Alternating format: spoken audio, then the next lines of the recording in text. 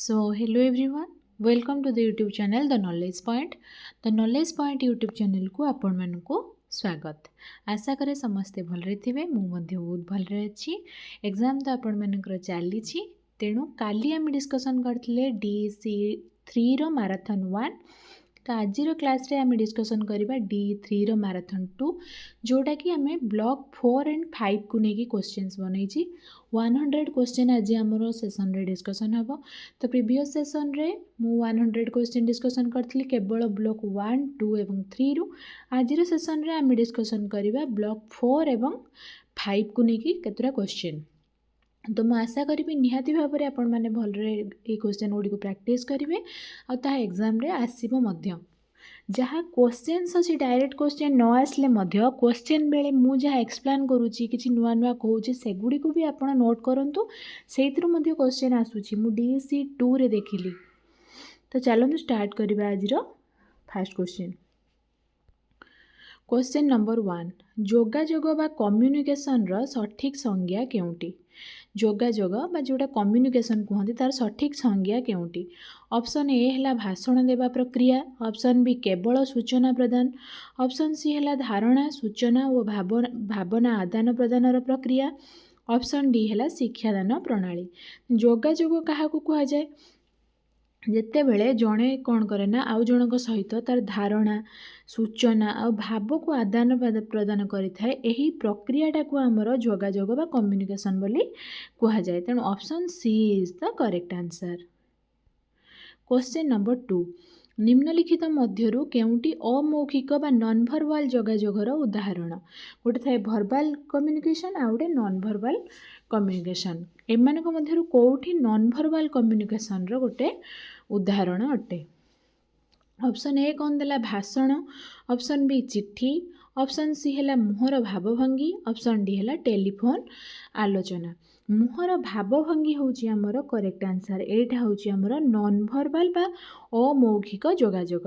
मुहर भावभंगी है इशारा है देह भाषा है ए सब कौन अमौखिक जोगाजोगर अंश। तेणु ऑप्शन सी हो आमर करेक्ट आंसर। क्वेश्चन नंबर 3 देखिबा जोगाजोगर प्राथमिक उद्देश्य केउंठी नुहे। एमानक मध्यरु केउंठी जोगाजोगर प्राथमिक उद्देश्य नुहे। ऑप्शन ए है सूचना देवा, ऑप्शन बी मनोरंजन, ऑप्शन सी विश्वास परिवर्तन, ऑप्शन डी है शासन करवा।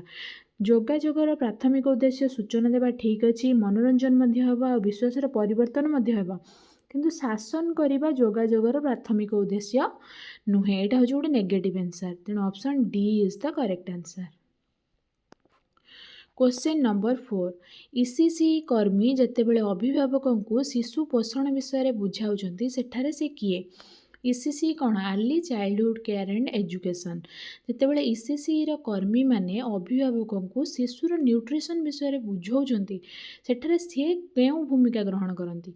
ऑप्शन ए है ग्राहक, ऑप्शन बी ग्रहिता, ऑप्शन सी प्रेरक, ऑप्शन डी है प्रतिक्रिया। ECC कर्मी बुझाऊँच बा अन्य जन को सूचना सी दौरान जी सूचना दिए सी है कौन प्रेरक, जी जोगाजोग आरंभ करे सी है सेंडर बा प्रेरक। तेणु ऑप्शन सी हो आमर करेक्ट आंसर। जे ग्रहण करे सी है ग्राहक, जे पठाऊे से प्रेरक, जहाँ पठाऊे से कौन मेसेज। क्वेश्चन नंबर 5 निम्नलिखित मध्यरु केउंटी भल संदेशर लक्षण। ऑप्शन ए है जटिल और लंबा, ऑप्शन बी अस्पष्ट, ऑप्शन सी है स्पष्ट और संपूर्ण, ऑप्शन डी है भय सृष्टिकर। भल संदेशर लक्षण केउंठी हेबो जटिल बा लंबा हेबनी, अस्पष्ट मध्य नुहे आ भय भी सृष्टि करिवनी।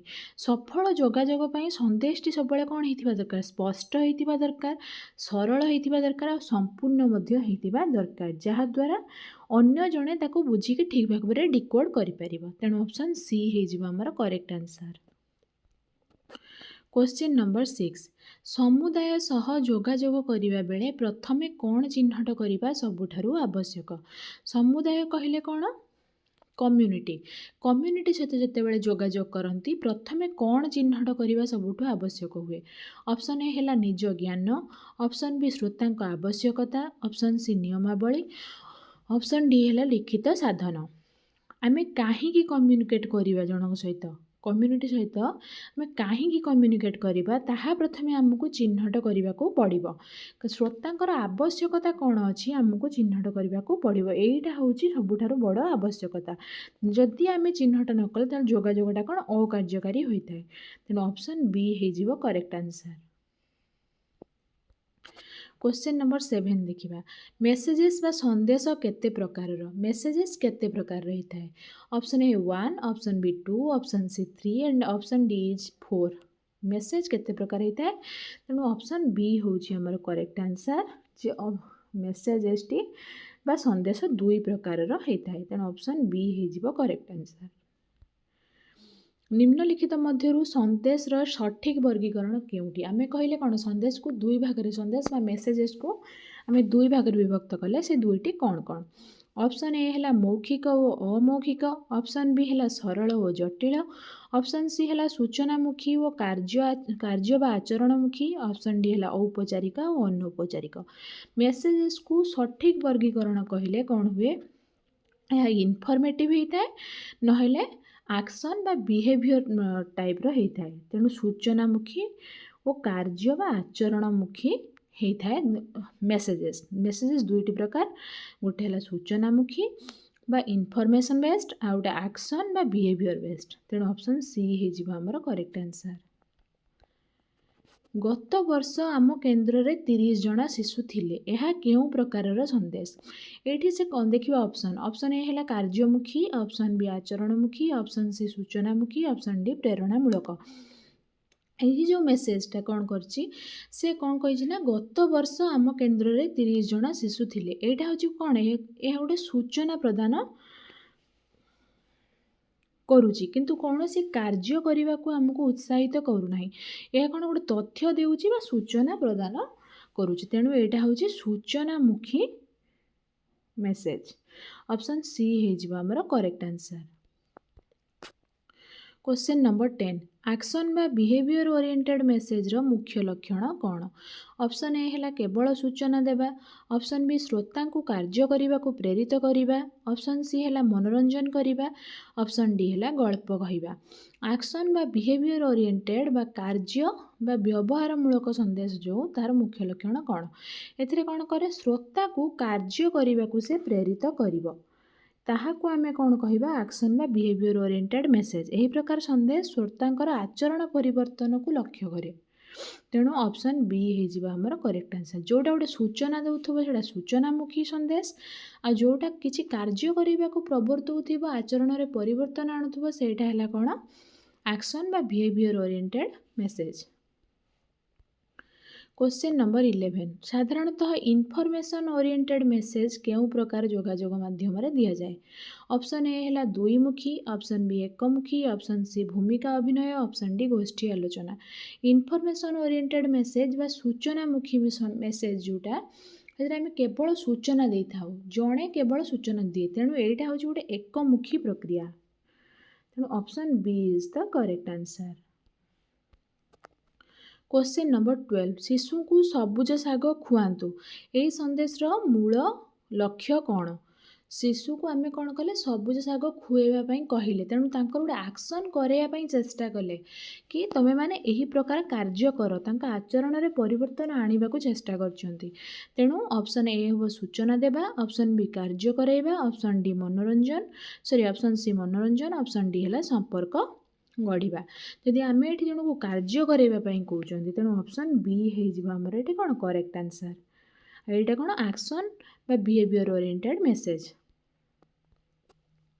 क्वेश्चन नंबर 13 लेक्चर मेथड को सफल करिवार मुख्य आधार कौन।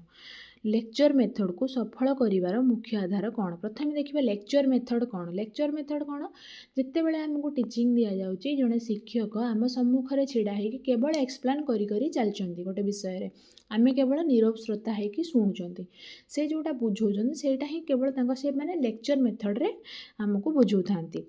तेणु ताकू से लेक्चर मेथड को भी सफल करिवार मुख्य आधार कौन। यह प्रथम देखा यह हूँ गोटे एकमुखी प्रक्रिया केवल तांकोठू जहाँ आसब एक्शन आमठू किसी रिएक्शन तांकर आवश्यकता नहीं। तेणु ऑप्शन ए है श्रोता संख्या, ऑप्शन बी वक्ता दक्षता, ऑप्शन सी लिखित सामग्री, ऑप्शन डी है फीडबैक। जेहेतु यहाँ हूँ गोटे लेक्चर मेथड ए कहारी फीडबैक दरकार करते कि लिखित सामग्री दरकार ना कि श्रोता संख्या कौन प्रभाव पकाए ना। ये वक्ता दक्षता हूँ मुक्त आधार। लेक्चर एकमुखी होइतिबारु वक्तांकर प्रस्तुति और दक्षता ही मुख्य। तेणु option B is the correct answer. Question number 14 lecture method द्वारा केउटी शिखेबा सबुठारु अकार्यकर माने लेक्चर मेथड द्वारा केउटी आमे शिखेबा माने शिखै पारिबा नाही। ऑप्शन ए है सूचना, ऑप्शन बी धारणा, ऑप्शन सी दक्षता, ऑप्शन डी है ज्ञान। लेक्चर मेथड रे आमे जनकु सूचना दे पारिबा, गोटे धारणा विषय रे अवगत मध्य करै पारिबा और ज्ञान मध्य दे पारिबा, किंतु दक्षताटा शिखि पारिबे कि ना। दक्षता केमती स्किल जणे केमती शिखे निजे कार्य करी करी ही दक्षता आहरण करि थाए। तेणु ऑप्शन सी हो आमर correct answer. Question number 15 ORS प्रस्तुति केउ प्रणाली रे भल भाबे शिखा जाए।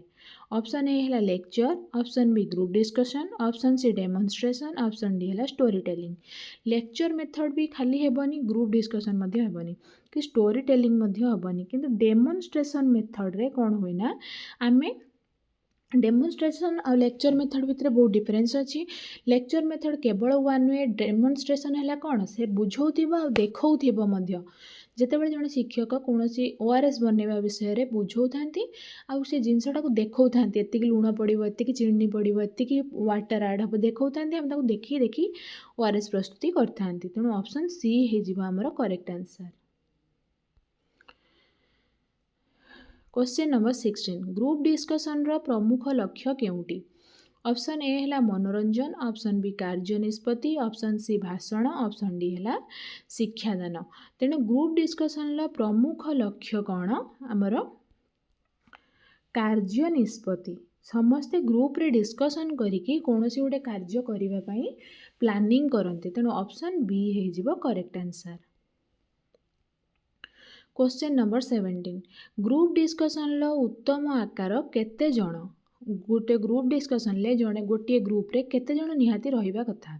ऑप्शन ए है 2 रु 3 जण, ऑप्शन बी 5 रु 10 जण, ऑप्शन सी है 15 रु 20 जण, ऑप्शन डी है 25 रु 30 जण। तेणु जदि आमे 5 रु 10 जण लोकों को लेकिन गोटे ग्रुप तैयारी करती आ ग्रुप रे डिस्कसन करती ताहेले समस्ते कौन करती ना एक्टिव पार्टिसिपेशन रहे समस्तंकर बा सक्रिय भावे समस्ते अंशग्रहण करती। समस्ते निजर निष्पत्ति शुणी पारती, मत ग्रहण करि पारती। हैला गोटे ग्रुप डिस्कसन लो उत्तम आकार केते 5 रु 10 जण। तेणु ऑप्शन बी हो आमर correct answer. Question number 18 role play परे सबुठारु जरूरी कार्य कौन। ऑप्शन ए है ताली, ऑप्शन बी है विचार, ऑप्शन सी विश्लेषण, ऑप्शन डी है निष्पत्ति। जितेबाला आम कौन सी गोटे टॉपिक को लेकिन रोल प्ले कर सबुठारु जरूरी कार्य से कौन ताको विश्लेषण करने उचित। सबू भूमिकार रोल प्ले रो विश्लेषण करने उचित। ऑप्शन सी हो आमर correct answer. Question number 19 case study रो मूल आधार कौन। केस स्टडी रो मूल आधार कौन।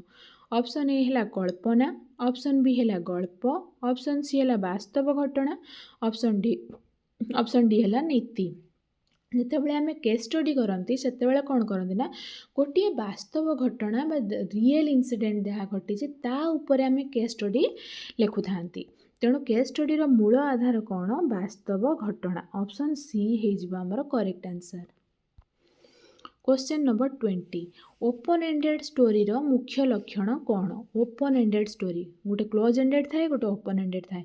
ओपन एंडेड माने कौन माने मुक्त गल्प कथनर मुख्य लक्षण कौन।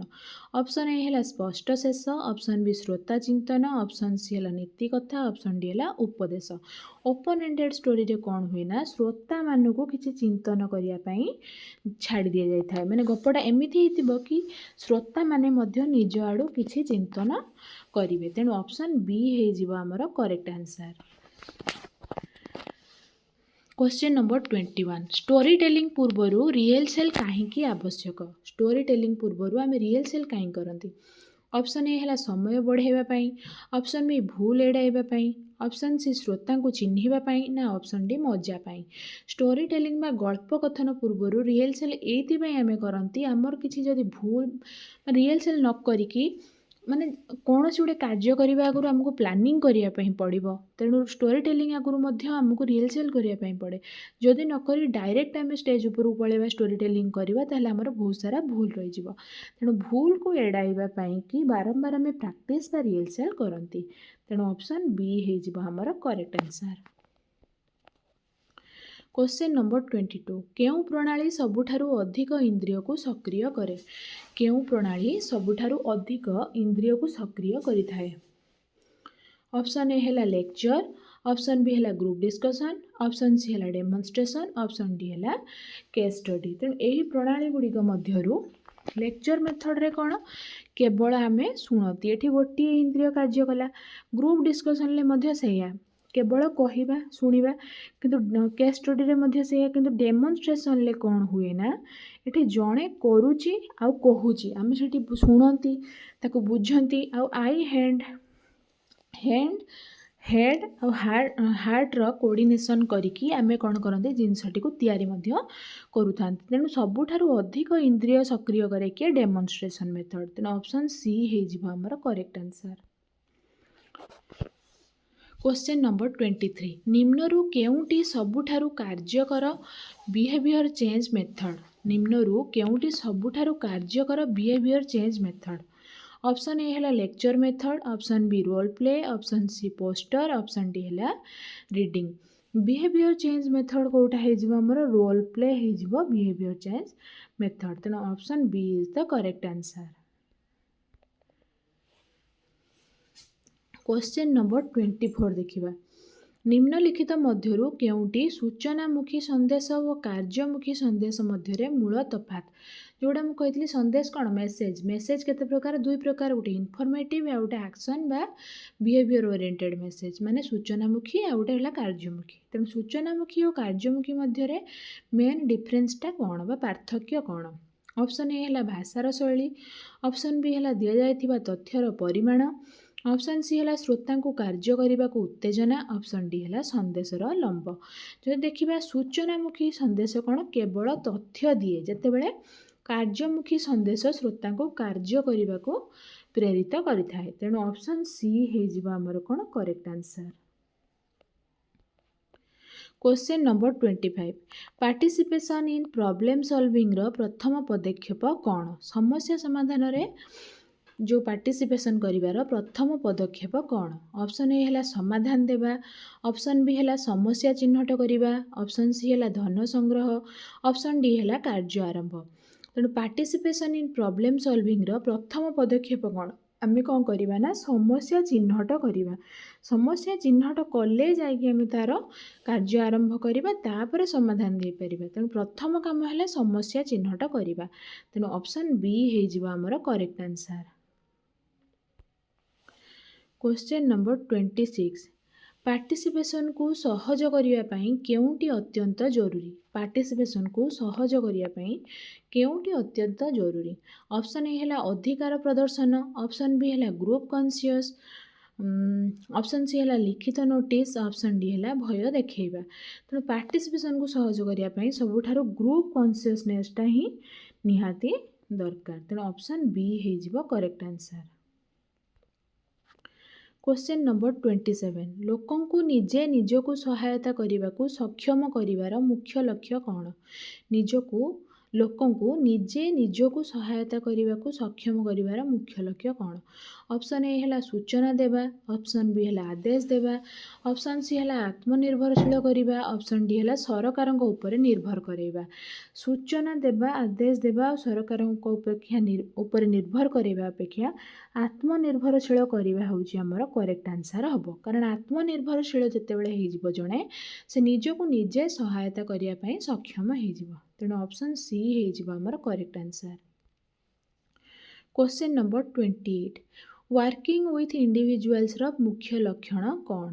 ऑप्शन ए है एकमुखी जोगाजोग, ऑप्शन बी मुहांमुही बा फेस टू फेस जोगाजोग, ऑप्शन सी लिखित जोगाजोग ना ऑप्शन डी है गोष्ठी आलोचना। तेणु वर्किंग विथ इंडिविजुअल्स रो मुख्य लक्षण कौन? मुहांमुही बा फेस टू फेस जोगाजोग। ऑप्शन बी है आमर ये correct answer.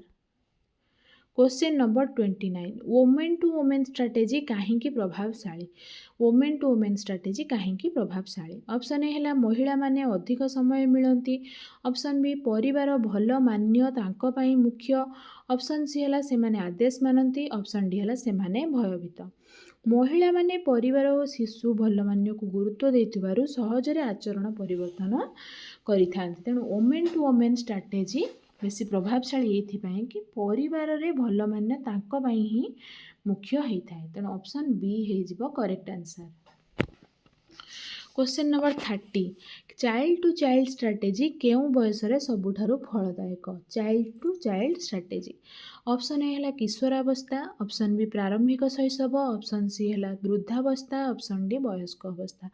Child to child स्ट्राटेजीटा आमर प्रारंभिक शैशव अवस्था ही सबुठारु अधिक फलदायक। तेणु ऑप्शन बी है आमर करेक्ट आंसर। क्वेश्चन नंबर 31 लोक माने परिवर्तन को कहीं प्रतिरोध करती? लोक माने परिवर्तन को कहीं प्रतिरोध करती? ऑप्शन ए है समय नथिबारु, ऑप्शन बी नुआ किछि चेष्टा को भय, ऑप्शन सी अधिक ज्ञान नथिबारु अधिक ज्ञान थिबारु, ऑप्शन डी है अति आत्मविश्वास। तेणु लोक मैंने परिवर्तन को ये प्रतिरोध करती कि नुआ किछि चेष्टा को से कौन करते आड़े दियंती बा भय करती किछि नुआ करने। तेणु ऑप्शन बी है आमर ये correct answer. Question number 32 critical path analysis रो मुख्य उद्देश्य कौन? क्रिटिकल पाथ एनालिसिस रो मुख्य उद्देश्य कौन? ऑप्शन ए है भय सृष्टि, ऑप्शन बी है समस्या रे बाधा और सहायक तत्व चिन्हट, ऑप्शन सी अर्थ संग्रह, ऑप्शन डी है आदेश देवा। तेणु क्रिटिकल पाथ एनालिसिस रो मुख्य उद्देश्य कौन? समस्या रे बाधा और सहायक तत्व चिन्हट, option B is the correct answer. यही सब मुझे भल भाव में डिस्कसन करने चाहूँगी क्रिटिकल पाथ कौन, चाइल्ड टू चाइल्ड स्ट्राटेजी कौन, वोमेन टू वोमेन स्ट्राटेजी कौन, किंतु जेहेतु आपण मानकर एग्जाम आसंता काली अच्छी तेणु से कौन करुँना क्वेश्चन गुड़ाक केवल डिस्कसन करी चलती आ समय ना आम पाखे जे से पूरा मान टॉपिक को डिस्कसन करने। क्वेश्चन नंबर 33 देखिए कम्युनिकेशन एड कार्यकारी हेबाई मुख्य शर्त कौन? कम्युनिकेशन एड कार्यकर होगापाई मुख्य शर्त कौन? ऑप्शन ए है दामी हेबा, ऑप्शन बी इलेक्ट्रोनिक हेबा, ऑप्शन सी श्रोता को बुझीपारा भाई हेबा, ऑप्शन डी है बहुत तथ्य थी। कम्युनिकेशन एड कौन? जो थे आम लोक मान सहित कौन परस्पर सहित जोगाजोग करवा जो मध्यम कहुए एड बोली कम्युनिकेशन एड। तेणु श्रोता को यही एडटा कौन हवा दरकार? श्रोता को बुझीपार भाई होता दरकार। जदि केवल दामी हो इलेक्ट्रोनिक होता बहुत तथ्य थी ताले श्रोता बुझीपारे ना। Option C is the correct answer. Question number 34 केउंटी कम्युनिकेशन एड्र एसेंशियल कैरेक्टरिस्टिक्स नुहे? केउंटी कम्युनिकेशन एड्र एसेंशियल कैरेक्टरिस्टिक नुहे? ऑप्शन ए है सरल डिजाइन, ऑप्शन बी है नूतन धारणा देवा, ऑप्शन सी जटिल रूप से थिबा, ऑप्शन डी है कार्य प्रेरणा देवा। सरल डिजाइन होते कम्युनिकेशन आर्ट निहाती भाव में भल, नूतन धारणा देउथिबा दरकार, कार्य प्रेरणा देउथिबा दरकार, किंतु जटिल रूप से थिबा दरकार नुह, एटा सरल होइतिबा दरकार। तेणु ऑप्शन सी है हमर correct answer. Question number 35 aid preparation रे एबीसी सिद्धांतर ए अर्थ कौन? एड प्रिपरेशन रे एबीसी सिद्धांतर ए रो अर्थ कौन? जदि ये एबीसी रो फुल फॉर्म हम देखुछन यह अट्रैक्टिवनेस, ब्रेविटी और क्लारिटी होइतिबा दरकार। ए बी सी ए रे कौन? अट्रैक्टिवनेस, बी रे ब्रेविटी आउ सी रे क्लारिटी थिबा दरकार। तेणु कि एड प्रिपरेशन एबीसी रे ए रो अर्थ है कौन? अट्रैक्टिवनेस। ऑप्शन बी है हमर correct answer. Question number 36 brevity रो अर्थ कौन? ऑप्शन ए है रंगीन हेबा, ऑप्शन बी संक्षिप्त और शीघ्र पढ़ी हेबा, ऑप्शन सी है आकर्षक डिजाइन, ऑप्शन डी है खाली स्थान अधिक। ବ୍ରେଭିଟିର ଅର୍ଥ କ'ଣ? ଏହା ସଂକ୍ଷିପ୍ତ ହୋଇଥିବା ଦରକାର ଆଉ ଶୀଘ୍ର ପଢ଼ି ହେଉଥିବା ଦରକାର। ମେସେଜ ବ୍ରିଫ୍ ଆଣ୍ଡ ରିଡେବୁଲ୍ ହେବାକୁ ବ୍ରେଭିଟି କୁହାଯାଏ। ତେଣୁ option B is the correct answer. ସେମିତି କ୍ଲାରିଟି ପାଇଁ କେଉଁଟି ଜରୁରୀ? ଅପସନ୍ ଏ କ'ଣ ଦେଲା? ଅଧିକ ଲେଖା। ଅପସନ୍ ବି ପର୍ଯ୍ୟାପ୍ତ ଖାଲି ସ୍ଥାନ। ଅପସନ୍ ସି ହେଲା ଅଧିକ ରଙ୍ଗ। ଅପସନ୍ ଡି ହେଲା ବଡ଼ ଆକାର। ତେଣୁ ଏମାନଙ୍କ ମଧ୍ୟରୁ କ୍ଲାରିଟିଟା କ'ଣ ବୁଝାଏ? ପର୍ଯ୍ୟାପ୍ତ ଖାଲି ସ୍ଥାନ। କ୍ଲିଅର ମେସେଜ ପାଇଁ ଲେଆଉଟ୍ରେ କ'ଣ ଥିବା ଦରକାର? ସ୍ପେସ୍ ଥିବା ଦରକାର। ତେଣୁ ଅପସନ୍ ବି ହେଇଯିବ ଆମର correct answer. Question number 38 effective aid पाई सठिक क्रम केउंटी केउंटी गोटे इफेक्टिव एड रो सठिक क्रम। ऑप्शन ए हला डिजाइन मेसेज मटेरियल, तापर हला मेसेज कोड डिजाइन, सी हला कौन material message design, option D हला कोड मटेरियल मेसेज। एथर राइट आंसर हो कौन? ऑप्शन बी मेसेज कोड आउ डिजाइन। प्रथमे मेसेज आसीबो, तापरे कोड आउ तापरे डिजाइन आसीबो। एटा होची इफेक्टिव एड रो सठिक क्रम। तेणु ऑप्शन बी हे जिवो हमर एठी correct answer. Question number 39 communication aid तैयारी समय रे सबुठारु भलो उपाय केउंटी? कम्युनिकेशन एड तैयारी करिवा समय रे सबुठारु भलो उपाय केउंटी?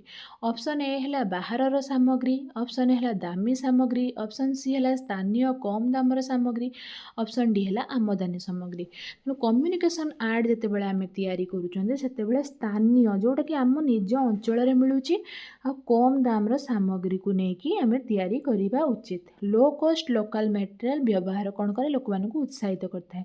जिते बड़े आपण निज एरियार गोटे जिनसटे थिबो सेटा आपण देखिले अधिक आकर्षित हेबे आ उत्साहित मध्य हेबे किछि करिया पई। तेणु ऑप्शन सी हे जिवो correct answer. Question number 40 presentation पूर्वरु कौन अति आवश्यक? ऑप्शन ए हला एड बदलैबा, option B rehearsal, option C aid लुचाई रखिबा, ऑप्शन डी हला श्रोता को पचारिबा। प्रेजेंटेशन पूर्व मुझे बेले बुझे कि सबुठारु कौन अधिक आवश्यक? आमर रिहर्सल ही अधिक आवश्यक। ऑप्शन बी हो correct answer. Question number 41 aid evaluation रो इनडायरेक्ट मेथड कौन? एड इभाल्यूएसन रो इनडायरेक्ट मेथड कौन? ऑप्शन ए हला प्रश्न उत्तर, ऑप्शन बी हला questionnaire, option C facial expression अवलोकन, ऑप्शन डी हला फॉलोअप स्टडी। तेणु इनडायरेक्ट मेथड जेहेतु आमको पचारछि एठी ऑप्शन सी हे जिवो बा फेशियल एक्सप्रेशन अवलोकन हे जिवो correct answer. Question number 42 poster रो मुख्य लक्ष्य कौन? पोस्टर रो मुख्य लक्ष्य कौन? ऑप्शन ए हला संपूर्ण पाठ पढ़ेबा, ऑप्शन बी हला गोटिए धारणा प्रचार करिबा, ऑप्शन सी हला तथ्य संग्रह, ऑप्शन डी हला मनोरंजन। पोस्टर कौन करे ना गोटे धारणा को कौन करे? प्रचार करे। सेथि में हमें पोस्टर चपई थांती। Option B is the correct answer. Question number 43 एक छवि हजार शब्द समान। एक छवि हजार शब्द समान यह केउ आर्ट सह संपृक्त? ऑप्शन ए हला chart, option B model, option C picture, option D poster. गोटे छवि कौन करे ना हजारटा शब्द सहित समान होता है। तेणु ये राइट आंसर हो option C picture. Question number 44 केउंटी इफेक्टिव पिक्चर रो लक्षण नुहे? केउंटी इफेक्टिव पिक्चर रो लक्षण नुहे? ऑप्शन ए हला सरल कंपोजिशन, ऑप्शन बी हला भूल अनुपात, ऑप्शन सी हला सत्य संदेश, ऑप्शन डी हला स्वाभाविक रूप। तेणु इफेक्टिव पिक्चर रो लक्षण कौटी नुहे? जे भूल अनुपात एटा ही रहिबा कथा नुहे। तेणु ऑप्शन बी हे जिवो हमर correct answer. Question number 45 model रो अर्थ कौन? मॉडल रो अर्थ कौन? एटा गोटे 3D मॉडल टाको 3D कहा जाए। तेणु ऑप्शन ए हला आकाश छवि, ऑप्शन बी वास्तव वस्तुर प्रतिकृति, ऑप्शन सी हला ग्राफ, ऑप्शन डी हला पोस्टर। तेणु मॉडल रो अर्थ कोटा भितरु वास्तव वस्तुर गोटे प्रतिकृति को आमे मॉडल बोली कहि थांती। तेणु ऑप्शन बी हे जिवो correct answer. Question number 46 heart रो भीतर गठन देखेबे पई कोन करिबा उचित? हार्टर भितर गठन जदि आम देखापी चाहूँ पिलामानंकु ताहले कौन करवा उचित। ऑप्शन ए है scale model, option B working model, option C है cross section model, option D है सिंप्लीफाइड मॉडल। तेणु ये क्रॉस सेक्शन मॉडल हो करेक्ट आंसर। जितेबाला हार्टर भितर गठन आम देखा आम पाखे जो मॉडल थी क्रॉस सेक्शन करके काटिकी आम कौन मॉडल देखई था। ऑप्शन सी हो correct answer. Question number 47 working model उद्देश्य कौन। ऑप्शन ए है रंग देखा, ऑप्शन बी है कार्य प्रक्रिया देखा, ऑप्शन सी आकार देखा, ऑप्शन डी है मनोरंजन। तेणु वर्किंग मॉडल उद्देश्य हूँ कौन कार्य प्रक्रिया को आम देखई था। तेणु ऑप्शन बी हो correct answer. Question number 48 model रो लिमिटेशन एथिमध्यरु केउंटी। ए ऑप्शन ए है हाथ रे धरी हेबो, ऑप्शन बी सहजरे बुझी हेबो, ऑप्शन सी है भांगी जिबार संभावना अच्छी, ऑप्शन डी हो आकार बदल। तेणु मॉडल लिमिटेशन बा त्रुटि कौन कहले भांगी जिबार संभावना थाए। तेणु ऑप्शन सी हो आमर correct answer. Question number 49 management रो सरलतम परिभाषा कौन। ऑप्शन ए है काम निजे करिबा, ऑप्शन बी लोक माननकु नियंत्रण करिबा, ऑप्शन सी अन्य माननक माध्यम रे काम सफल कराइबा, ऑप्शन डी है केवल योजना करिबा। मैनेजमेंट रो सरलतम परिभाषा कौन अन्य माननक माध्यम रे काम को सफल कराइबा। जणे कहते आमे जे एम माननक पाखरे भल मैनेजमेंट क्वालिटी अच्छी से कोन निजे कार्य करे कि ना अन्य माननक माध्यम रे काम को सफल कराए। ऑप्शन सी हो correct answer. Question number 50 management रो मूल उद्देश्य कौन। ऑप्शन ए है केवल लाभ, ऑप्शन बी संगठनर लक्ष्य प्राप्ति, ऑप्शन सी लोक माननकु नियंत्रण, ऑप्शन डी होगला कर्मचारी वृद्धि। मैनेजमेंट रो मूल उद्देश्य कौन ना संगठनर लक्ष्य प्राप्ति। Option B is the correct answer. एथि सहित आम आज सेसन अधा क्वेश्चन ऑलरेडी कंप्लीट कर सारी। तेणु वीडियोटी को एंड जाए देखंतु, एंड जाए रहिले आहुरी भी बहुत भल भल क्वेश्चन रही और एग्जाम ओरिएंटेड क्वेश्चन मध्य। क्वेश्चन नंबर 51 मैनेजमेंट केउ प्रकार संपद व्यवहार करे। मैनेजमेंट केउ प्रकार संपद व्यवहार करे। ऑप्शन ए है केवल मानव, ऑप्शन बी केवल धन, ऑप्शन सी है मानव भौतिक और आर्थिक, ऑप्शन डी है केवल समय। तेणु मैनेजमेंट कौन करे ना मुझे केवल ऑप्शन गुड़ी आपने काटिदे पारे। मानव भौतिक और आर्थिक उभय मान तीनोटी जाक को लेकिन मैनेजमेंट व्यवहार करें। तेणु ऑप्शन सी हो correct answer. Question number 52 management रो एप्लीकेबिलिटी केउठी लागू हुए। ऑप्शन ए है केवल ऑफिस रे, ऑप्शन बी केवल शिक्षा संस्था रे, ऑप्शन सी समस्त संगठित कार्य रे, ऑप्शन डी है केवल व्यवसाय रे। तो मैनेजमेंट कोठी एप्लीकेबल हुए ना समस्त संगठित कार्य रे। ऑप्शन सी हो आमर correct answer. Question 53 management process रो प्रथम पदक्षेप कौन। Option A organising, option B controlling, option C planning, option D है डिसीजन मेकिंग। तो मैनेजमेंट प्रोसेस रो प्रथम पदक्षेप कौन प्लानिंग बा योजना करिबा। Option C is the correct answer. Question number 54 निम्नलिखित मध्यरु केउटी मैनेजमेंट प्रोसेस रो अंश नुहे। ऑप्शन ए है planning, option B organising, option C teaching, option D controlling. Management process रो गोटे अंश नुहे कोटा टीचिंग। टीचिंग टा मैनेजमेंट रे जाएनी, बाकी प्लानिंग ऑर्गेनाइजिंग कंट्रोलिंग ए सब मैनेजमेंट रे जाए। तेणु ऑप्शन सी हो correct answer. Question number 55 organising रो मुख्य उद्देश्य कौन। ऑप्शन ए है योजना बनैबा, ऑप्शन बी है काम बंटन करवा, ऑप्शन सी फलाफल मापिबा ना ऑप्शन डी नियम तैयारी करवा। ऑर्गेनाइजिंग रो मुख्य उद्देश्य हो कौन काम बांटिबा बा काम बंटन करवा। Option B is the correct answer. Question number 56 motivation रो मुख्य लक्ष्य कौन। ऑप्शन ए भय देवा, ऑप्शन बी काम करने को उत्साहित करवा, ऑप्शन सी नियम लागू करवा, ऑप्शन डी है शासन करवा। मोटिवेशन करार मुख्य लक्ष्य हूँ कौन आम जन को काम करने उत्साहित करवा। Option B is the correct answer. Question number 57 decision making अर्थ कौन। डिसीजन मेकिंग रो अर्थ कौन। ऑप्शन ए काम छाड़िबा, ऑप्शन बी भूल निष्पत्ति, ऑप्शन सी है विकल्प मध्यरु सठिक टी बाछिबा, ऑप्शन डी है काम रे विलंब करिबा। डिसीजन मेकिंग रो अर्थ होउची गोटे विकल्प मध्यरु आमे कोन करिबा सठिक को बाछिबा। ऑप्शन सी हे जिवो correct answer. Question number 58 children's programme रे मैनेजमेंट दरकार कहीं चिल्ड्रेन प्रोग्राम जो गुड़ाक अच्छे से मैनेजमेंट कहीं दरकार। ऑप्शन ए है खर्च बढ़ाइबापी, ऑप्शन बी है असंबंध कामपाई, ऑप्शन सी है कार्य को सफल और संगठित करने, ऑप्शन डी केवल नियम पाई। गोटे चिल्ड्रेन्स प्रोग्राम रे मैनेजमेंट एथि दरकार जे कार्य को सफल और संगठित करवा। ऑप्शन सी हो आमर correct answer. Question number 59 child care centre पाई फाइनेंस दरकार कहीं चाइल्ड केयर सेंटर रे फाइनेंस दरकार पड़े। ऑप्शन ए है केवल खेलना किणवा को, ऑप्शन बी उत्तम गुणमानर कार्यक्रम प्रदान पाई, ऑप्शन सी लाभ कमेवा को, ऑप्शन डी है कर्मचारी कमेवा को। ऑप्शन गुड़िक मध्यरु एठी ऑप्शन बी हो कौन उत्तम गुणमानर कार्यक्रम प्रदान पाई फाइनेंस दरकार पड़ता है, कारण फाइनेंस बिना क्वालिटी चाइल्ड केयर प्रोग्राम चलेगा संभव नुहे। तेणु option B is the correct answer. Question number 60 budget रो सठिक अर्थ कौन? बजेट रो सठिक अर्थ कौन? ऑप्शन ए है केवल खर्च तालिका, ऑप्शन बी है आय और व्ययर आनुमानिक हिसाब, ऑप्शन सी है गत वर्षर खर्च, ऑप्शन डी है केवल संचय।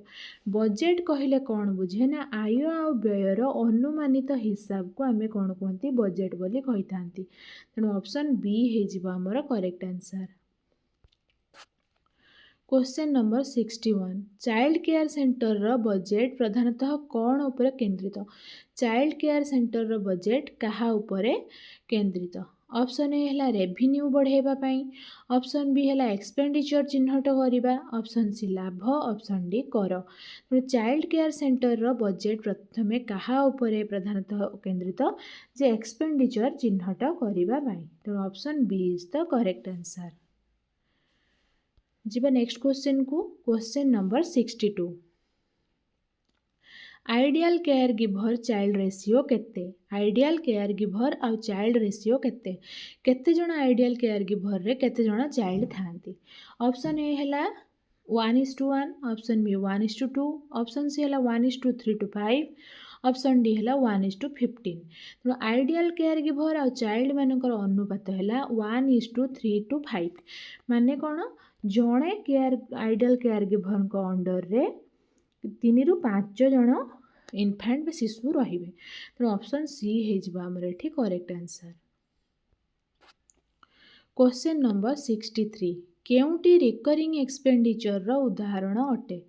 ऑप्शन ए है बिल्डिंग कंस्ट्रक्शन, ऑप्शन बी है प्लेग्राउंड इक्विपमेंट, ऑप्शन सी है स्टाफ सैलरी, ऑप्शन डी है फर्निचर परचेज।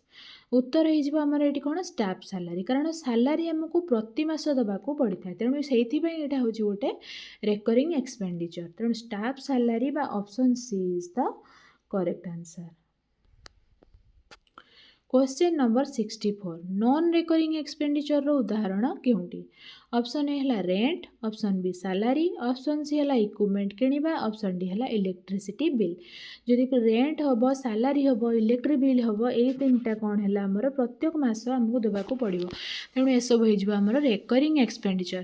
कि इक्विपमेंट किणवा यहाँ हूँ थे हुए बा कौन जिन भांगीगले आम नेक्स्ट टाइम करती, किंतु इक्विपमेंट किणवा हूँ आमर नॉन रिकरिंग एक्सपेंडिचर उदाहरण। ऑप्शन सी हो आमर correct answer. Question number 65 other sources of funding मध्य केउटी अंतर्भुक्त? ऑप्शन ए है पेरेंट्स कंट्रीब्यूशन, ऑप्शन बी है bank loan, option C international agencies, option D है उपरोक्त समस्त। तेणु अदर सोर्सेस ऑफ फंडिंग भितर पेरेंट्स कंट्रीब्यूशन भी जाउची, बैंक लोन भी जाउची आ इंटरनेशनल एजेंसी मध्य जाउछन। तेणु ऑप्शन डी बा उपरोक्त समस्त आमर होइछि correct answer. Question number 66 parents को कंट्रीब्यूशन लो मुख्य गुरुत्व केउटी? ପ୍ୟାରେଣ୍ଟସ୍ କଣ୍ଟ୍ରିବ୍ୟୁସନ୍ର ମୁଖ୍ୟ ଗୁରୁତ୍ୱ କେଉଁଠି? ଅପସନ୍ ଏ ହେଲା ଆୟ ବଢ଼ାଇବା, ଅପସନ୍ ବି ଭାଗିଦାରୀ ଭାବ ବଢ଼ାଇବା, ଅପସନ୍ ସି ହେଲା ସରକାରୀ ଅନୁଦାନ କମେଇବା, ନା ଅପସନ୍ ଡି ହେଲା ସେଣ୍ଟର ବନ୍ଦ କରିବା। ତେଣୁ ପ୍ୟାରେଣ୍ଟସ୍ କଣ୍ଟ୍ରିବ୍ୟୁସନ୍ର ମୁଖ୍ୟ ଗୁରୁତ୍ୱ ହେଉଛି କ'ଣ? ଭାଗିଦାରୀ ଭାବ ବଢ଼ାଇବା। ମାନେ ସେମାନେ parents contribution sense of partnership ହିଁ ସୃଷ୍ଟି କରିଥାଏ। ତେଣୁ ସେମାନଙ୍କର ଇନଭଲ୍ଭମେଣ୍ଟଟାକୁ ହିଁ ବଢ଼ାଏ। ତେଣୁ ଅପସନ୍ ବି ହେଇଯିବ ଆମର କରେକ୍ଟ ଆନ୍ସର୍। ଯିବା ଏବେ ନେକ୍ସଟ କ୍ୱେଶ୍ଚିନ୍କୁ। Question number 67। କେସ୍ ଷ୍ଟଡିରେ ଉତ୍ତରାବାଈ କେଉଁ ପଦବୀରେ କାମ କରିବା ପାଇଁ ଚୟନିତ ହୋଇଥିଲେ? ଗୋଟେ କେସ୍ ଷ୍ଟଡି ଅଛି ଆପଣମାନଙ୍କର ବହିରେ, ସେଥିରେ ଦେଇଛି କ'ଣ? ଉତ୍ତରାବାଈ କେଉଁ ପଦବୀରେ କାର୍ଯ୍ୟ କରିବା ପାଇଁ ଚୟନିତ ହୋଇଥିଲେ? ଅପସନ୍ ଏ ହେଲା supervisor, option B ASHA worker, option C anganwadi worker, option D ହେଲା କ'ଣ? CDPO। ତେଣୁ ଏଇଠି କେସ୍ ଷ୍ଟଡିରେ ଆମେ ଦେଖିଥିଲେ ଯେ ଉତ୍ତରାବାଈ ଅଙ୍ଗନବାଡ଼ି ୱାର୍କର ଭାବରେ କାର୍ଯ୍ୟ କରିବା ପାଇଁ ଚୟନିତ ହୋଇଥିଲେ। ତେଣୁ ଅପସନ୍ ସି ହେଇଯିବ ଆମର correct answer. Question number 68। Case study ଅନୁସାରେ ଅଙ୍ଗନବାଡ଼ି କେନ୍ଦ୍ର କେଉଁଠି ଚାଲୁଥିଲା?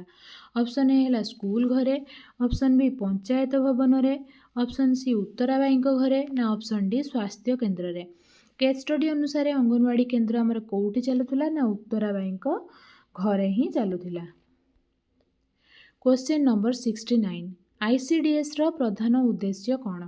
ICDS କ'ଣ? ଇଣ୍ଟିଗ୍ରେଟେଡ୍ ଚିଲଡ୍ରେନ୍ସ ଡେଭଲପମେଣ୍ଟ ସର୍ଭିସ୍ ବା ଇଣ୍ଟିଗ୍ରେଟେଡ୍ ଚାଇଲ୍ଡ ଡେଭଲପମେଣ୍ଟ ସର୍ଭିସ୍। ତାର ପ୍ରଧାନ ଉଦ୍ଦେଶ୍ୟ କ'ଣ? ଅପସନ୍ ଏ ହେଲା କେବଳ ପ୍ରି ସ୍କୁଲ ଶିକ୍ଷା, ଅପସନ୍ ବି ଶିଶୁଙ୍କ ସର୍ବାଙ୍ଗୀନ ବିକାଶ, ଅପସନ୍ ସି ହେଲା କେବଳ ପୋଷଣ, ଅପସନ୍ ଡି ହେଲା କେବଳ ଟୀକାକରଣ। ତେଣୁ ICDSର ପ୍ରଧାନ ଉଦ୍ଦେଶ୍ୟ ଆମର ଥିଲା କ'ଣ? ଶିଶୁମାନଙ୍କର ସର୍ବାଙ୍ଗୀନ ବିକାଶ ବା ହୋଲିଷ୍ଟିକ୍ ଡେଭଲପମେଣ୍ଟ। ତେଣୁ ଅପସନ୍ ବି ହେଇଯିବ ଆମର correct answer. Question number 70। ICDS ପ୍ରୋଜେକ୍ଟର ପ୍ଲାନିଂ ପାଇଁ ମୁଖ୍ୟ ଦାୟିତ୍ୱ କାହାର? ICDSର ଯେଉଁ ପ୍ରୋଜେକ୍ଟ ଥାଏ ତାର ପ୍ଲାନିଂ କିଏ କରିଥାନ୍ତି? ଅପସନ୍ ଏ ହେଲା anganwadi worker, option B supervisor, option C ହେଲେ CDPO, ଅପସନ୍ ଡି ହେଲା ପ୍ୟାରେଣ୍ଟସ୍। ତେଣୁ CDPO ହେଇଯିବ ଏଇଠି ଆମର କରେକ୍ଟ ଆନ୍ସର୍। CDPO ହିଁ ICDS ପ୍ରୋଜେକ୍ଟର ପ୍ଲାନିଂ କରିଥାନ୍ତି। CDPOର ଫୁଲ୍ ଫର୍ମ କ'ଣ? Child development project officer. ତେଣୁ ସେ ହିଁ ପ୍ରୋଜେକ୍ଟ ପ୍ଲାନିଂ କରିଥାନ୍ତି। Option C is the correct answer. Question number 71।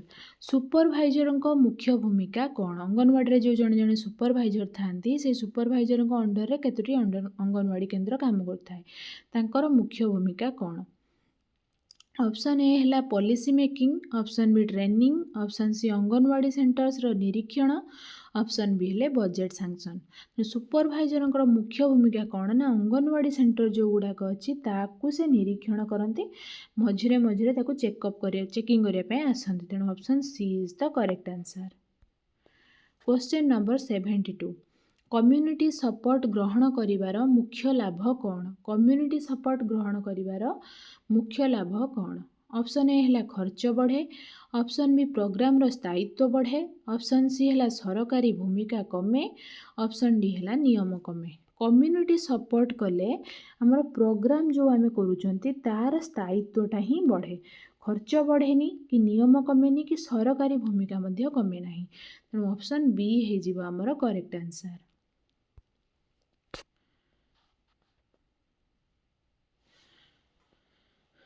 Question number 73। Anganwadi କେନ୍ଦ୍ରରେ ରେକର୍ଡସର ରଖିବାର ଉଦ୍ଦେଶ୍ୟ କ'ଣ? ଆମେ ଅଙ୍ଗନବାଡ଼ି କେନ୍ଦ୍ରରେ ଚାଇଲ୍ଡମାନଙ୍କର ସବୁ ରେକର୍ଡ଼ ରଖିଥାନ୍ତି, ତାର କାରଣ କ'ଣ? ଅପସନ୍ ଏ ହେଲା ଶିଶୁ ଗଣନା ପାଇଁ, ଅପସନ୍ ବି ହେଲା ମନିଟରିଂ ଓ ଇଭାଲୁଏସନ୍ ପାଇଁ, ଅପସନ୍ ସି ଶାସନ ପାଇଁ, ନା ଅପସନ୍ ଡି ଅଭିଯୋଗ ପାଇଁ। ତେଣୁ ଅଙ୍ଗନବାଡ଼ି କେନ୍ଦ୍ରରେ ରେକର୍ଡସ୍ ରଖିବାର ଉଦ୍ଦେଶ୍ୟ ହେଲା ଆମର କ'ଣ? ମନିଟରିଂ ଆଉ ଇଭାଲୁଏସନ୍ କରିବା ପାଇଁ। ତେଣୁ ଅପସନ୍ ବି ହେଇଯିବ ଆମର correct answer. Question number 74। ICDS ବଜେଟ୍ରେ ସବୁଠାରୁ ଗୁରୁତ୍ୱପୂର୍ଣ୍ଣ ଖର୍ଚ୍ଚ କ'ଣ? ICDS ବଜେଟ୍ରେ ସବୁଠାରୁ ଗୁରୁତ୍ୱପୂର୍ଣ୍ଣ ଖର୍ଚ୍ଚ କ'ଣ? ଅପସନ୍ ଏ ହେଲା ଡେକୋରେସନ୍, ଅପସନ୍ ବି ହେଲା ସପ୍ଲିମେଣ୍ଟାରୀ ନ୍ୟୁଟ୍ରିସନ୍, ଅପସନ୍ ସି ହେଲା ଏଣ୍ଟରଟେନମେଣ୍ଟ, ଅପସନ୍ ଡି ହେଲା ଟ୍ରାନ୍ସପୋର୍ଟ। ICDS ବଜେଟ୍ର ସବୁଠାରୁ ଗୁରୁତ୍ୱପୂର୍ଣ୍ଣ ଖର୍ଚ୍ଚ କ'ଣ ହେଲା? ନା ସପ୍ଲିମେଣ୍ଟାରୀ ନ୍ୟୁଟ୍ରିସନ୍। ତେଣୁ ଅପସନ୍ ବି ହେଇଯିବ ଆମର କରେକ୍ଟ ଆନ୍ସର୍।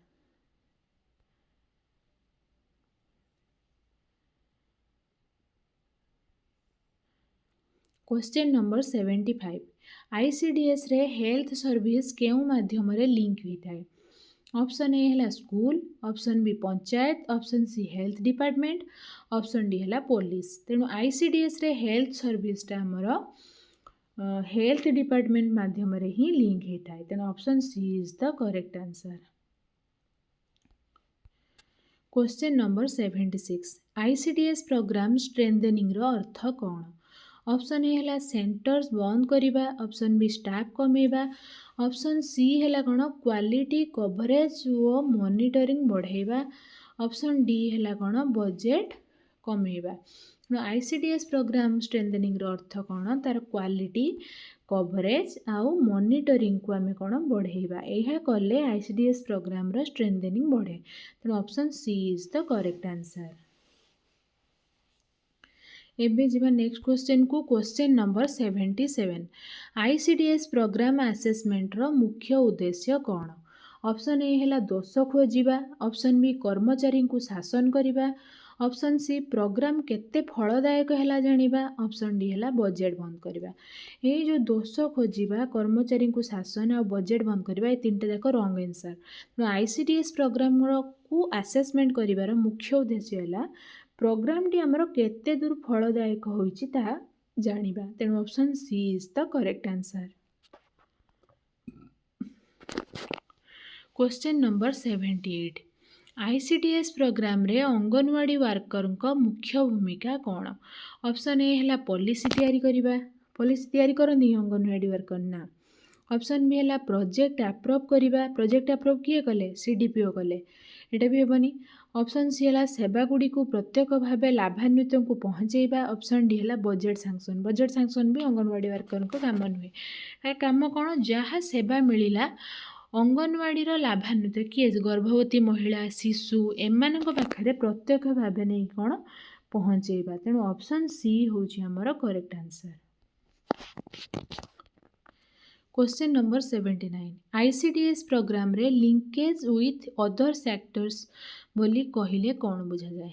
ऑप्शन ए है केवल शिक्षा विभाग, ऑप्शन बी आईसीडीएस और अन्य विभाग समन्वय, ऑप्शन सी है केवल एनजीओ सह संपर्क, ऑप्शन डी है अर्थ विभाग सह जोगाजोग। लिंकेज विथ अदर सेक्टर कहले आईसीडीएस को कौन करा जाए, अन्य विभाग सह समन्वय करा जाए। तेणु ऑप्शन बी है हमर करेक्ट आंसर। क्वेश्चन नंबर 80 देखिबा आईसीडीएस प्रोग्राम रो असेसमेंट रे निम्नलिखित केउटी सठिक। ऑप्शन ए है केवल अर्थ व्यय देखा जाए, ऑप्शन बी प्रोग्राम बंद करने निष्पत्ति निया जाए, ऑप्शन सी है प्रोग्राम रो प्रभाव और फलाफल मपा जाए, ऑप्शन डी है केवल स्टाफ परफॉर्मेंस देखा जाए। तेणु आईसीडीएस प्रोग्राम रो असेसमेंट रे निम्नलिखित केउटी सठिक ना प्रोग्राम रे कौन हुए ना प्रभाव आउ फलाफल मपा जाए थाए। तेणु ऑप्शन सी है आमर correct answer. Question number 81 mobile creches कहीं आवश्यक है। तो आपण मैंने भल भाव जानते जे मोबाइल क्रिचेस काम करूला गोटे ऑर्गेनाइजेशन हिसाब से यहाँ कहीं आवश्यक है। ऑप्शन ए है ग्रामीण शिशुं पाई, ऑप्शन बी सहरर धनी परिवार पाई, ऑप्शन सी है काम को जाऊथिबा माँ मानक शिशु देखाशुना पाई, ऑप्शन डी है केवल प्री स्कूल शिक्षा पाई। मोबाइल क्रिचेस कहीं आवश्यक है ना कंस्ट्रक्शन साइट भली स्थान रे जो काम करुले महिला माने तांको शिशु ही मोबाइल क्रिचेस आरंभ होता, तांको शिशु को एटारे देखाशुना करा जाए। तेणु ऑप्शन सी है आमर correct answer. Question number 82 mobile creches रो लक्ष्य शिशु श्रेणी केते माने केते वर्षर शिशु मानकु ही मोबाइल क्रिचेस रे माने तांकर लालन पालन करा। ऑप्शन ए है 6 ରୁ 14 वर्ष, ऑप्शन बी है 3 ରୁ 6 वर्ष, ऑप्शन सी है जन्म रू 6 वर्ष, ऑप्शन डी है 10 ରୁ 14 वर्ष। ये जो जन्म रू 6 वर्ष शिशु मानक पई ही मोबाइल क्रिचेस खोला जाइथिला। ऑप्शन सी है आमर करेक्ट आंसर।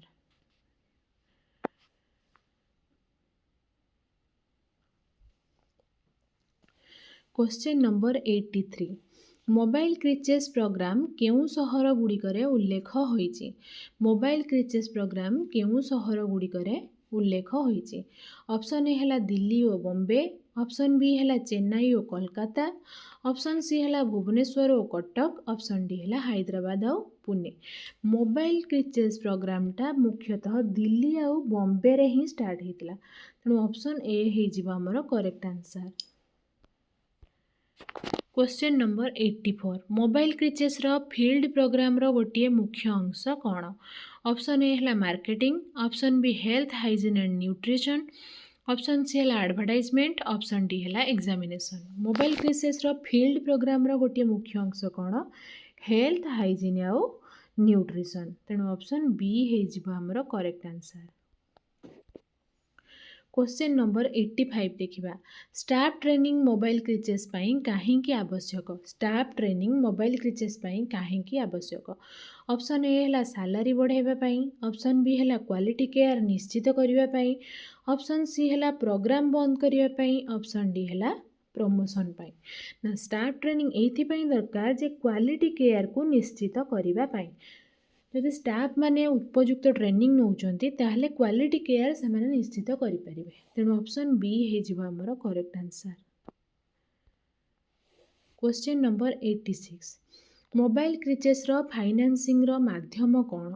ऑप्शन ए है government, donors, employers, option B only parents, option C only government, option D only NGO. Only बा केवल को आम एठी कौन करबा भूल उत्तर देखिबा, तेणु गवर्नमेंट, डोनर, एम्प्लॉयर एई माने होउचंती मोबाइल क्रिचेस फाइनेंसिंग माध्यम, तेणु ऑप्शन ए है आमर करेक्ट आंसर।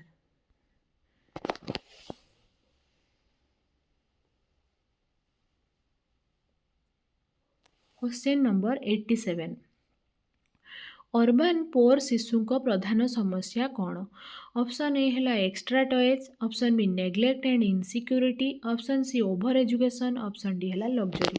अर्बन पोर शिशु मान पाखे एक्स्ट्रा टॉयज नथिबो कि ओभर एजुकेशन भी न थाए कि लग्जरी मध्य न थाए, सेमानकर प्रधान समस्या कौन? से माने नेग्लेक्ट होतांती आ इनसिक्यूरिटी, तेणु ऑप्शन बी हे आमर एठी correct answer.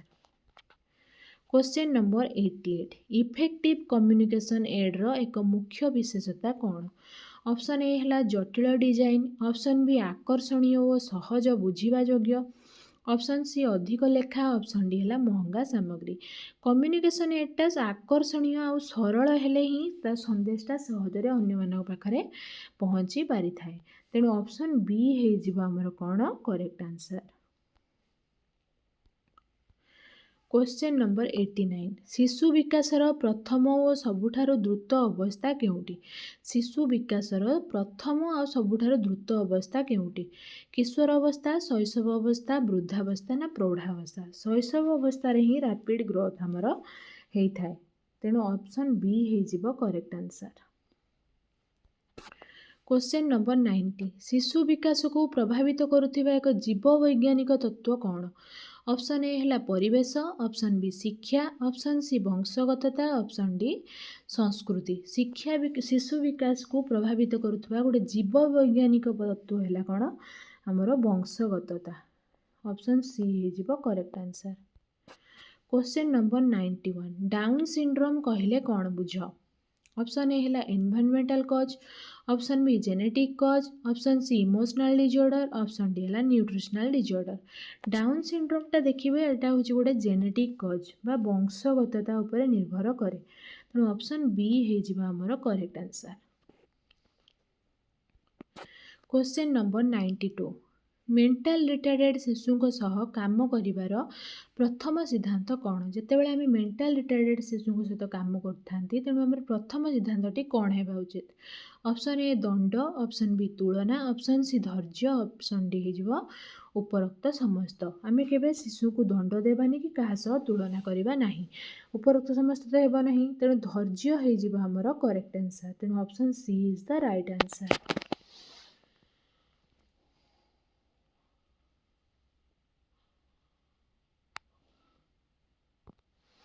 Question number 93 IQ 35 रु 49 थिबा शिशु केउं श्रेणीर मेंटल रिटार्डेड होता? जदि गोटे मेंटल रिटार्डेड चाइल्ड IQ 35 रु 49 अच्छी ताहले से केउं श्रेणीर? ऑप्शन ए है mild, option B moderate, option C severe, option D है प्रोफाउंड। सॉरी ताहले जदि 35 ରୁ 49 अच्छी से कौन moderate level mental retarded child तेणु option B is the correct answer. Question number 94 profound mental retardation लक्षण कौन? ऑप्शन ए है स्वाधीन जीवन, ऑप्शन बी सीमित सेल्फ केयर, ऑप्शन सी पूर्ण निर्भरशील ना ऑप्शन डी है साधारण पाठ शिक्षा। जो प्रोफाउंड मेंटल रिटार्डेशन लक्षण हूँ कौन सी अन्य मानक उपरे संपूर्ण निर्भरशील होता है। ऑप्शन सी होमर correct answer. Question number 95 sameness in differences मूल अर्थ कौन?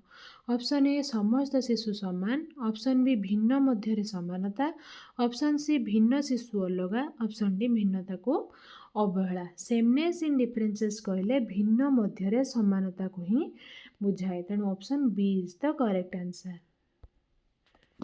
क्वेश्चन नंबर 96 दृष्टि असमर्थता बा भिजुआल इम्पेयरमेंट चिन्हट करिबारे निम्नलिखित मध्यरु केउंटी सठिक संकेत? ऑप्शन ए है शिशु अधिक कथा कहे, ऑप्शन बी शिशु अत्यधिक नीरव, ऑप्शन सी वस्तु को मुह निकट को नहीं देखा, ऑप्शन डी है शिशु खेल में रुचि देखाए। जितेबाला जनकर भिजुआल इम्पेयरमेंट बा दृष्टि असमर्थता अच्छी से कौन जो गोटे वस्तु को कौन करे मुह निकट को लेकिन देखे। जब बही रे पाठ पढ़ुव तो बही को पूरा आखि निकट को आने, टीवी पाखे आखि पूरेकी देखे। ऑप्शन सी आमर करेक्ट आंसर। क्वेश्चन नंबर 97 दृष्टि असमर्थ शिशु को सामाजिक और भावनात्मक विकास रे सहायता करिवार सठिक उपाय कौन? ऑप्शन ए है सबु काम निजे करदेवा, ऑप्शन बी शिशु को अलग रखा, ऑप्शन सी है ऑप्शन बी है शिशु को अलग रखा, ऑप्शन सी साधारण शिशु सह मिसिबार सुजोग देवा, ऑप्शन डी है अधिक शासन करवा। दृष्टि असमर्थ शिशु को सोशल आ इमोशनल डेवलपमेंट रे सहायता करिवारे सठिक उपाय कौन? साधारण शिशु सह ताको मिसिबार सुजोग देवा। ऑप्शन सी हो आमर correct answer. Question number 98 visual impairment थिबा शिशु को सेल्फ केयर स्किल शिखेबार प्रधान उद्देश्य कौन? ऑप्शन ए है शिशु को दंडरू बचाइबा, ऑप्शन बी है शिशु को संपूर्ण निर्भरशील करवा, ऑप्शन सी है शिशु को स्वाधीन और आत्मनिर्भर करवा, ऑप्शन डी है केवल घर काम करवा। गोटे भिजुआल इम्पेयरमेंट थिबा शिशु को आम सेल्फ केयर स्किल शिखाती कौन पाई ना शिशु को स्वाधीन करने आउ आत्मनिर्भर करने पाई। ऑप्शन सी हो आमर करेक्ट आंसर। क्वेश्चन नंबर 99 दृष्टि असमर्थ शिशु को चलनशीलता व मोबिलिटी शिखाइबा बेले ईसीसी वर्कर सठिक भूमिका कौटी? गोटे दृष्टि असमर्थ व भिजुआल इम्पेयरमेंट चाइल्ड को जिते आम चलनशीलता व मोबिलिटी शिखाती सेते ईसीसी वर्कर सठिक भूमिका कौन? ऑप्शन ए है शिशु को सबुबले हाथ धरी चलेबा, ऑप्शन बी है अपरिचित स्थान रे एका छाड़देवा, ऑप्शन सी है परिवेश को मुहांमुही वर्णना कर निरापद चलनर अभ्यास कराइबा, ऑप्शन डी है शिशु को चलाचल वंचित करवा। जदि शिशु को सबुबले हाथ धरी चलेब तेणु से किसी शिखिपार ना, अपरिचित स्थान भी आम एका छाड़ी पार ना, आ शिशु को चलैबार वंचित करदेवा भी उचित नुहे, किंतु परिवेश को मुहांमुही भाव में वर्णना करिकी ताको निरापद चलनर अभ्यास कराइबा। तेणु ऑप्शन सी हो आमर करेक्ट आंसर। क्वेश्चन नंबर 100 बा आजिर सेसन लास्ट क्वेश्चन देखिबा दृष्टि असमर्थ शिशु को पढ़ाइबा समय रे ईसीसी वर्कर निम्नलिखित केउं पद्धति को सबुठारु अधिक गुरुत्व देवा उचित? ऑप्शन ए केवल चित्र देखाइबा, ऑप्शन बी दृश्य उपर निर्भर करिबा, ऑप्शन सी शुणिबा स्पर्श और बासना भली अन्य इंद्रिय को व्यवहार करिबा, ऑप्शन डी है शिशु को नीरव रखिबा। जेतेबेले जनक आखि को ठीक से देखा जाउनी बा दृष्टि असमर्थ शिशु अच्छी ताकू आम जिते पढ़ाऊँच कौन करवा ना से देखिपारुनी सत किंतु शुणी पार स्पर्श द्वारा और बासना भली अन्य इंद्रिय को व्यवहार आम कर पढ़ाई था। ऑप्शन सी हो आमर ये करेक्ट आंसर। तो एथि सहित आजिर सेसन 100टी क्वेश्चन आम डिस्कसन कर सारी प्रीवियस सेसन रे मध्य आम 100टी क्वेश्चन डिस्कसन करथिले तेणु ब्लॉक 1 2 3 4 5 एथि सहित कंप्लीट होईची तेणु आपण मानकर काम एबे कोन दुईटी जाक सेसन को बहुत भल भाव में प्रैक्टिस करंतु तो निहाती भाव में एग्जाम रे ये सब हेल्पफुल हेबो DC2 रे भी आपण मन देखिथिबे बहुत सारा क्वेश्चन एग्जाम रे आस्तिला तो सेही परि भाव में आपण मैराथन 1 रो पार्ट 1 और पार्ट 2 दीटा जाक देखंतु तेणु आपन को यह एग्जाम पई हेल्पफुल निहाती भाव में हेबो एथि सहित मु जो यूनिट क्लास करची मध्य जदि आपण मन को समय हुए तले सेही क्लास रो क्वेश्चन गुडी को भी टिके प्रैक्टिस कर देबे तेणु एते समय है मो सहित जोड़ी रही आपण मानक बहुत बहुत धन्यवाद तो कमेंट सेक्शन ले निहाती भाव लिखंतु आजिर सेसन टी किपरि थिला आपण मानकर फीडबैक निहाती भाव में मते मोटिवेशन देबो तेणु एते सहित आजिर वीडियो को एही एंड करछि जय जगन्नाथ।